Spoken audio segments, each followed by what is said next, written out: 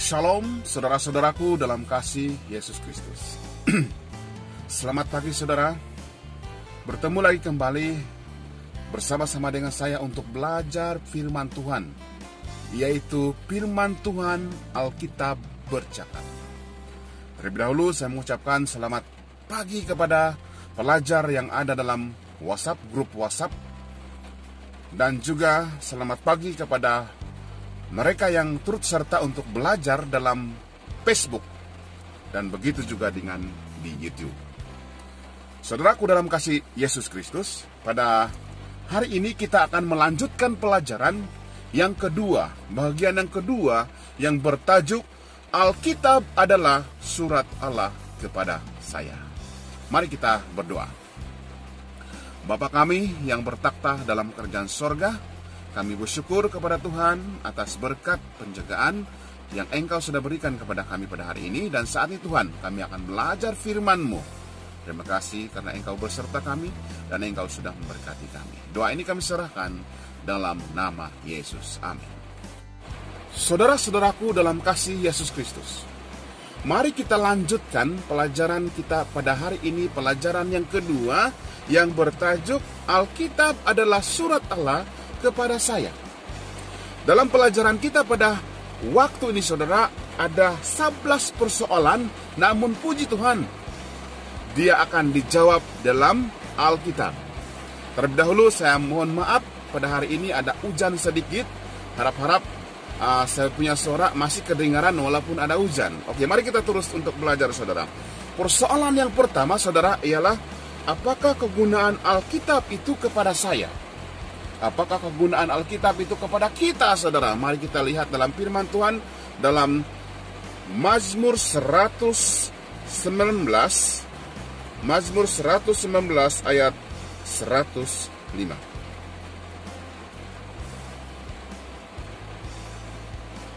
Yang berfirman, firman-Mu itu pelita bagi kakiku dan terang bagi jalanku.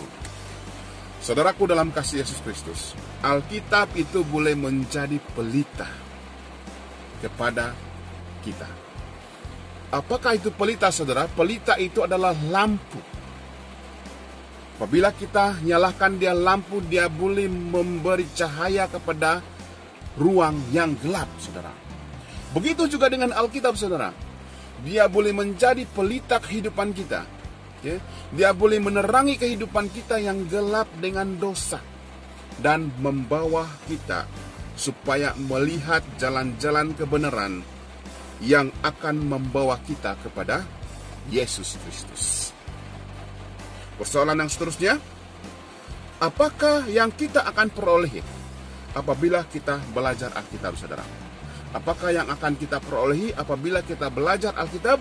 Mari kita lihat dalam Roma 15 ayat 4 yang berfirman, sebab segala sesuatu yang ditulis dahulu telah ditulis untuk menjadi pelajaran bagi kita, supaya kita teguh berpegang pada pengharapan oleh ketekunan dan penghiburan dari kitab suci. Saudaraku dalam kasih Yesus Kristus,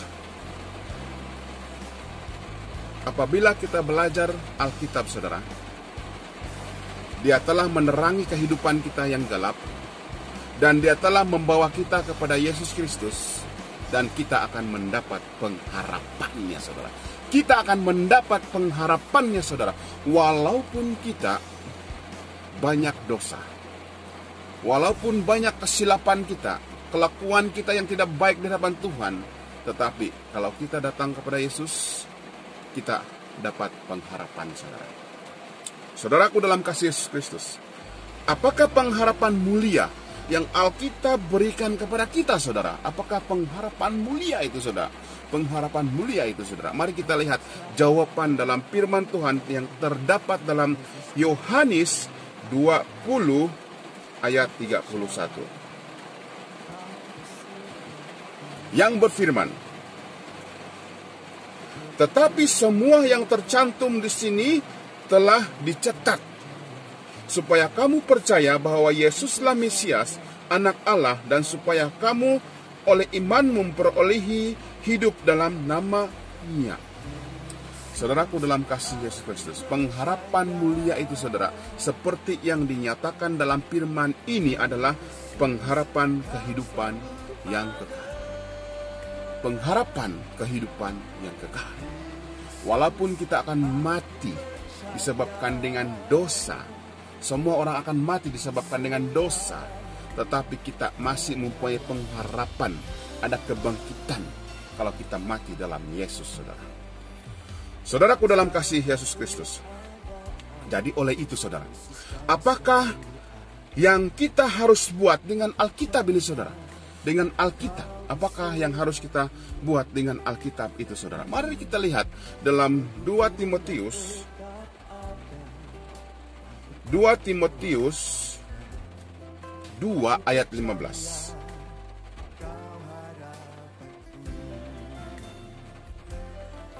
2 Timotius 2 ayat 15 berfirman, usahakanlah supaya engkau layak di hadapan Allah sebagai seorang pekerja yang tidak usah malu, yang berterus terang memberitakan perkataan kebenaran itu.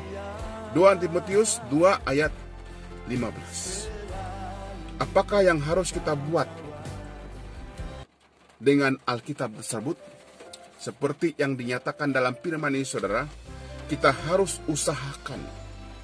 Kita harus usaha untuk belajar isinya saudara.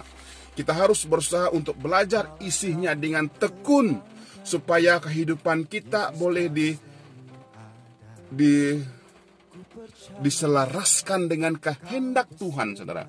Jelaskan dengan kehendak Tuhan, kehendak Allah, dan firman-Nya. Saya percaya saudara, apabila kita belajar firman Tuhan ini saudara, apabila kita belajar Alkitab ini saudara, saya percaya masing-masing kita mempunyai kesaksiannya sendiri apabila kita bergantung firman Tuhan dalam kehidupan kita saudara. Saya juga mempunyai banyak kesaksian bersama-sama dengan Yesus dan bergantung kepada firman-Nya saudara. Ya saudara, tetapi di sini kita harus usahakan untuk belajar firman Tuhan. Jangan belajar dengan pengetahuan kita, tapi kita harus belajar bersandar pengetahuan Tuhan. Oleh itu saudara, bagaimanakah kita belajar Alkitab saudara? Bagaimanakah kita dan cara kita untuk belajar Alkitab ini saudara? Mari kita lihat di dalam 1 Korintus 2 ayat 13. 1 Korintus 2 ayat 13. Oke, mari kita cari 1 Korintus 2 ayat 13.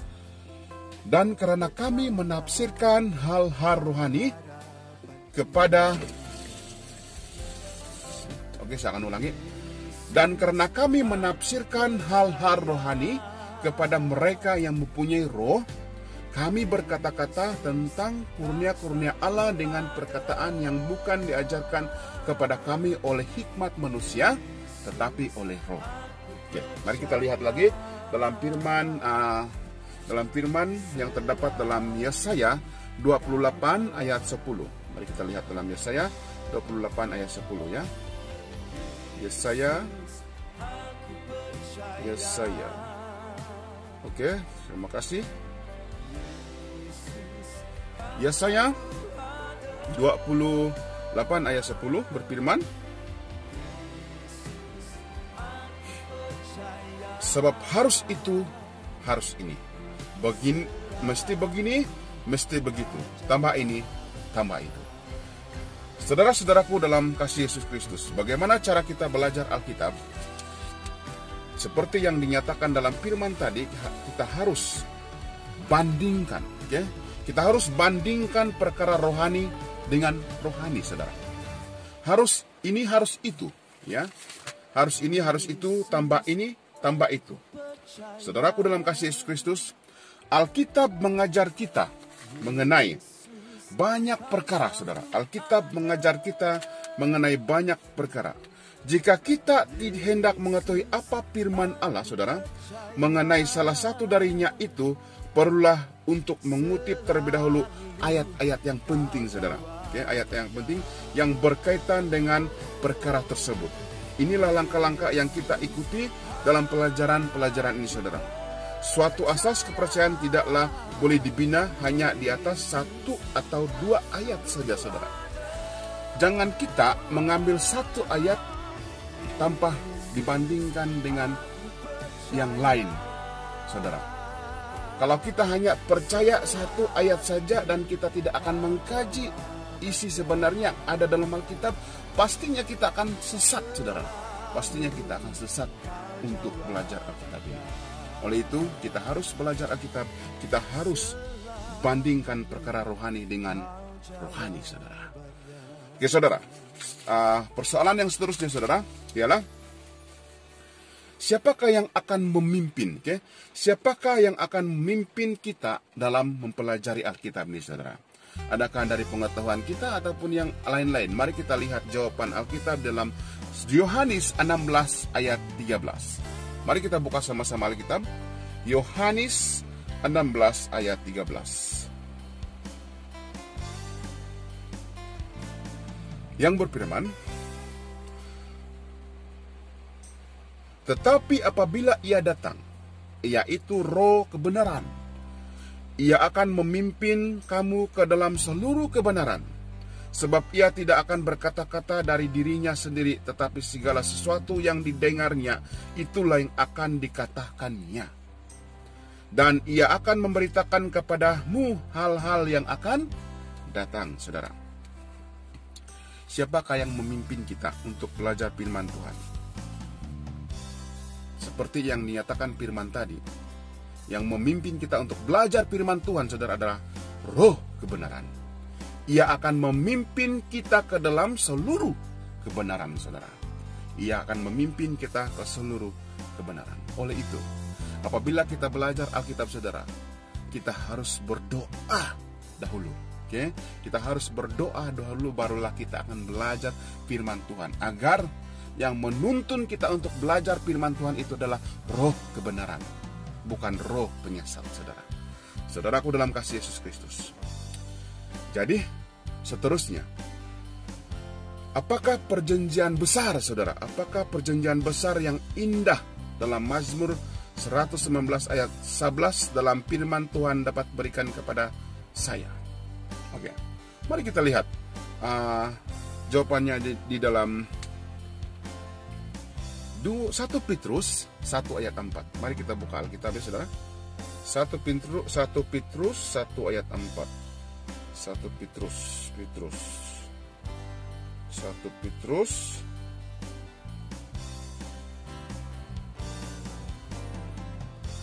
1 ayat 4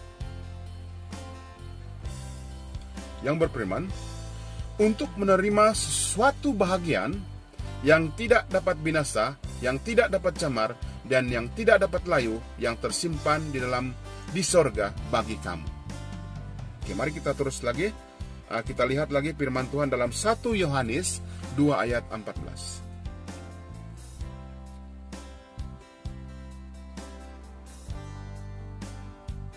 Yang berfirman, aku menulis kepada kamu, hai anak-anak, karena kamu mengenal Bapa. Aku menulis kepada kamu, hai bapa-bapa, karena kamu mengenal Dia yang ada dari mulanya. Aku menulis kepada kamu, hai orang-orang muda, karena kamu kuat dan firman Allah diam di dalam kamu dan kamu telah mengalahkan yang jahat.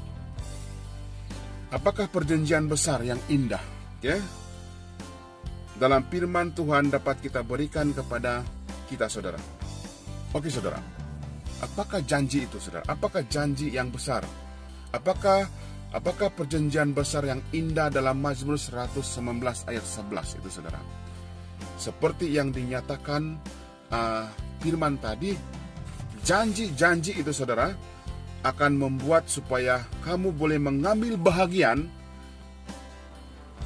dalam kudrat ilahi untuk hidup sebagaimana Allah kehendaki bagi diri dari kita, dan luput dari hawa nafsu duniawi yang membinasakan dunia, menolong agar jangan kita berdosa, saudara, melawan Allah yang mengasihi kita dan untuk mengalahkan yang jahat. Wow, luar biasa, saudara. Itulah janji yang kita akan perolehi. Itulah yang janji kita akan perolehi, yang mana Tuhan akan membawa kita meluputkan keinginan duniawi kita, saudara. Keinginan duniawi kita, hawa nafsu kita, dan juga mengalahkan yang jahat. Persoalan yang seterusnya, saudara, ialah apakah seharusnya yang dapat menjadi sumber agar saya hidup, saudara? Apakah seharusnya yang menjadi sumber agar saya hidup, saudara? Mari kita lihat dalam Matius 4 ayat 4 yang berfirman, ada tertulis, manusia hidup bukan dari roti saja, tetapi dari setiap firman yang keluar dari mulut Allah. Ya, saudara. Yang menjadi sumber agar kita hidup, saudara, adalah dari setiap firman.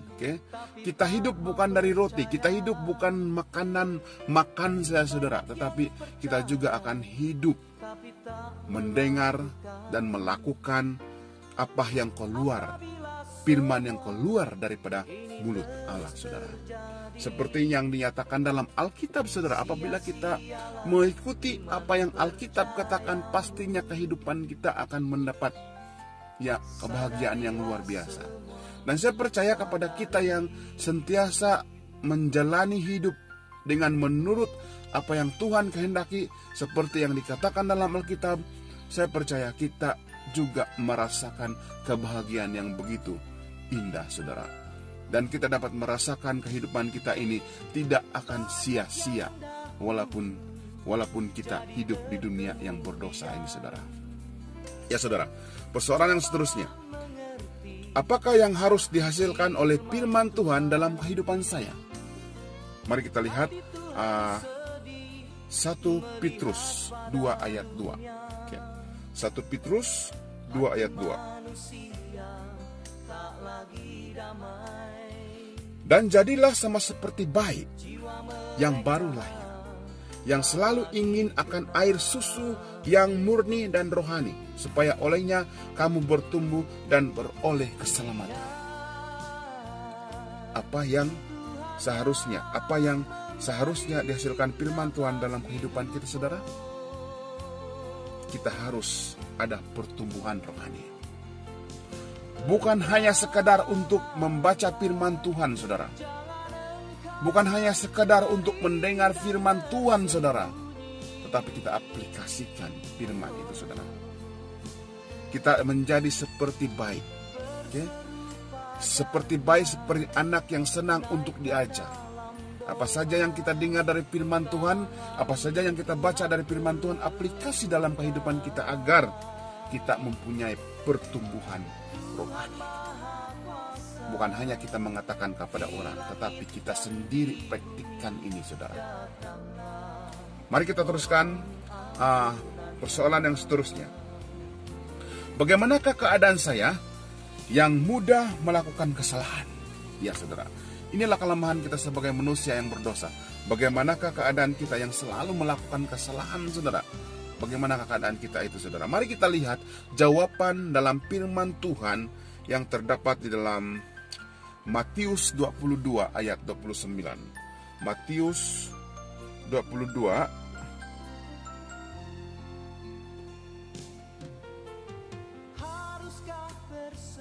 ayat 29. Yang berfirman, Yesus menjawab mereka, kamu sesat, sebab kamu tidak mengerti kitab suci maupun kuasa Allah. Dalam firman tadi, saudara, menyatakan kepada kita bahwa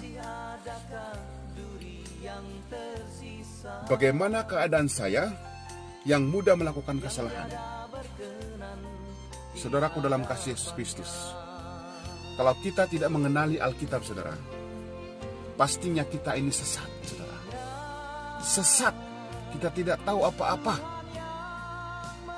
Tetapi puji Tuhan, apabila kita mengenali Alkitab, mengenali firman Tuhan, mengenali perkataan Tuhan dalam Alkitab, pastinya yang sesat itu akan dituntun ke jalan yang benar, dan kita akan menuju tujuan yang sebenarnya, saudara.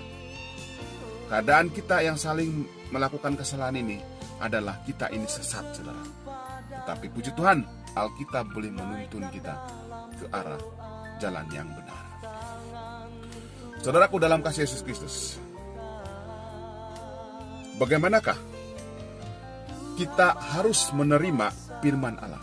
Ya, berapa seringkah kita harus belajar Alkitab, saudara? Bagaimana kita menerima dengan firman Tuhan? Dan bagaimana berapa seringkah kita seharusnya belajar firman Tuhan? Mari kita lihat Matius 20. Mari kita lihat dalam Kisah 17 ayat 11. Kisah 17 ayat 11. Kisah 17 ayat 11 berfirman,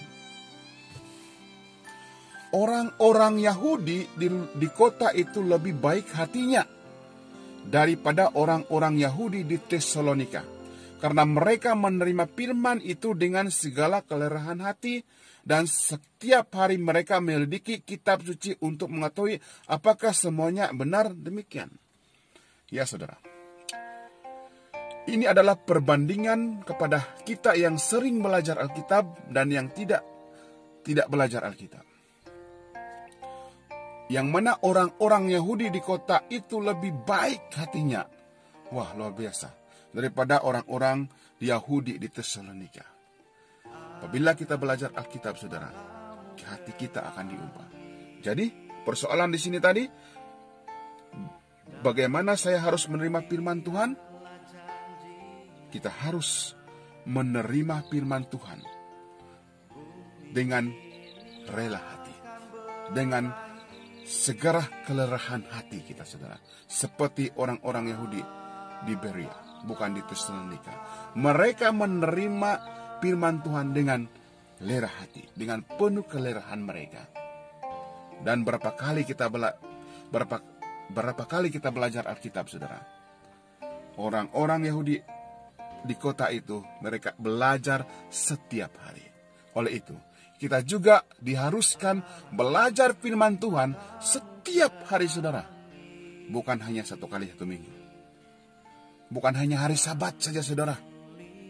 Bukan hanya waktu kebaktian saja, saudara.